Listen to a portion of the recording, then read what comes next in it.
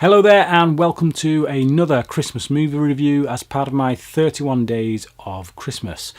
Today I'm going to be reviewing Turbulence, a film from the 90s, action film, kind of wannabe Die Hard type of movie. And it stars Ray Liotta and Lauren Holly. But before I get into that, I'm joined by a very special guest. Lindsay from My Two Cents of Nonsense is here to talk about his favourite Christmas film. Over to you, Lindsay. What up and happy holidays, guys? I'm Lindsay, and I'm going to talk to you today about my favorite modern Christmas classic, Krampus. Now, some people call it Krampus, but I call it Krampus. But the movie itself is about your typical American family that get together for the holidays and they all hate each other and horrible things happen, except this time there's a twist. They accidentally summon the demon Santa Claus, Krampus, who brings along with him evil elves, cookies, toys, jack-in-the-boxes, teddy bears, and angels you put on top of Christmas trees, and he basically murders everybody in order to teach people the lesson of Christmas, togetherness, the importance of family, and just being pleasant to each other. And he does it through murder and torture and violence, and it's both parts horrifying, touching, and hilarious. And the hilarity should be kind of obvious considering the cast has a rather large background in comedy, but the horror is so well achieved from Michael Dougherty, who also did the modern classic Trick or Treat, so he's kind of doing like a holiday thing for horror. What's next? The Easter Bunny? Please do that. But anyway, what makes this movie really great is the practical effects, actually. There's very little CG in this movie. Like, there's a couple of scenes where they obviously had to do it, but most of the time, the things are achieved practically. It's a puppet of a teddy bear that's gnawing someone's face off, or a giant puppet of a jack-in-the-box that's swallowing people whole. It's pretty impressive to watch. Not only that, though, but also Krampus himself, which is he's kind of a shifting thing. He's a little different every time we see him, but the effect is so great. He's just this big horned Santa demon thing, and it's terrifying. And the performances are great. The practical effects are, again, amazing, and the nice little tone of just get along with each other and just be a family are nice. What's not to love in this movie? So that's it from me. Have a happy holidays, guys. Peace out. Thank you for that, Lindsay. I actually really do like the Krampus. I saw it last year, thought it was a really good film. Kind of got a Gremlins vibe to it, but arguably a better film. I'm sure people would want to strike me down for saying such a thing, but yeah, I liked it. But anyway, Turbulence. Turbulence is the film that I want to talk about today. Now, this is one of those films that, a little bit like Die Hard, is only a Christmas film by virtue of the fact that it takes place at Christmas. It doesn't really go a great deal into, the spirit of Christmas or any of that kind of stuff. It's just, yeah, it takes place at Christmas. We see Christmas trees and Christmas decorations and whatnot. So, yeah, it fits that mould. But does it put me in the Christmas spirit? Not really. Whereas Die Hard kind of does, for some bizarre reason, this doesn't. Now, this is directed by a chap called Robert Butler. He's a TV director. He's done a few movies, mostly kind of made for TV stuff, but he has a lot of credits to his name as a TV director, and I think that shows quite a bit in this film, particularly the way he blocks shots and the way he kind of sets scenes up. A lot of it feels very wooden, feels very, TV-like. But the film does have its thrills. It does have some entertaining moments, primarily coming from Ray Liotta, who's on absolute psychotic form. Ray Liotta's very good at playing psychos because he just looks like one anyway. He's got a really intense stare. I remember seeing him playing a nut job in Unlawful Entry, so that was the one that kind of stuck with me first. I think that was the first time I saw him playing a complete nutter. But yeah, he does that here. He does his thing. There's a few moments where he comes out with lines of dialogue that should have been jettisoned, should have been left on the cutting room floor. But hey, that's the script, and he does the best job with it that he can.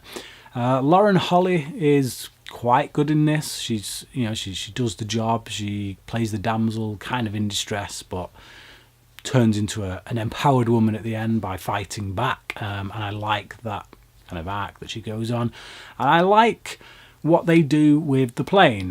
When they first present the idea that maybe she's going to have to land this plane because this nutbag has taken over and killed all the pilots, So they've got to get her, she's this air stewardess, they've got to get her to land it, and they have this pilot kind of on the radio to her, talking her through it.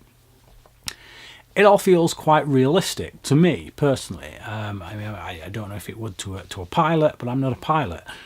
But it does feel like, yeah, maybe they've done their research and they're going through all the procedures. It feels quite daunting when you're looking at her doing this stuff.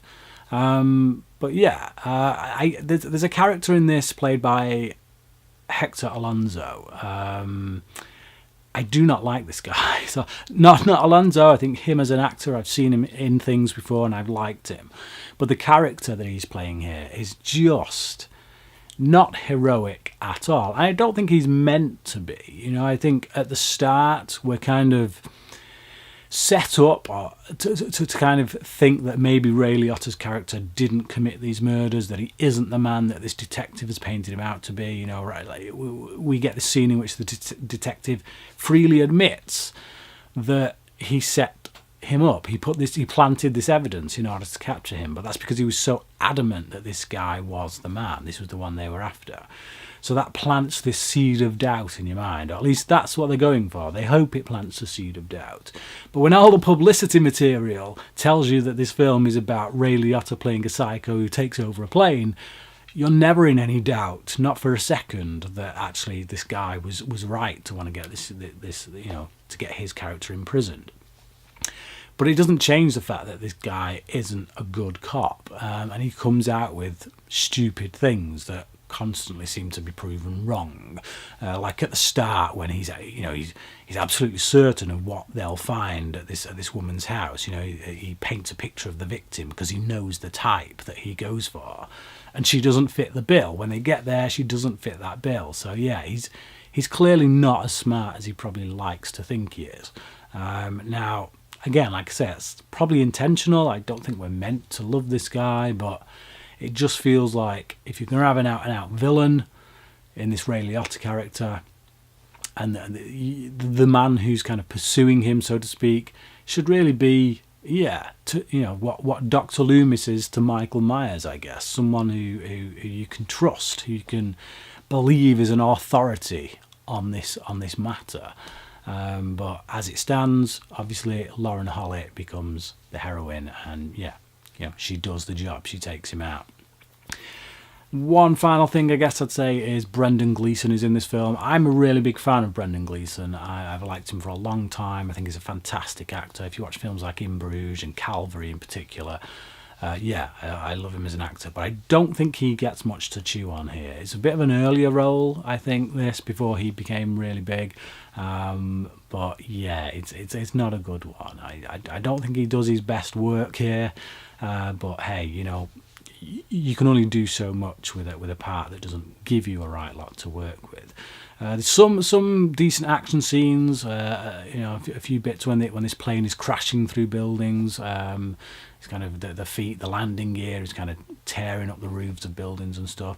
And there's a good fight scene, like I say, between Lauren Holly and Ray Liotta. But beyond that, it's pretty run of the mill. It's it's kind of like your Under Siege level of action movie. You got Die Hard, Lethal Weapon up here. And then somewhere down in the middle is like your Under Siege. So yeah, I'd give it a 3 out of 5. It's entertaining, but it's not exactly the best Christmas film that you're going to find. And there's some brutal violence in it as well, so just be warned about that.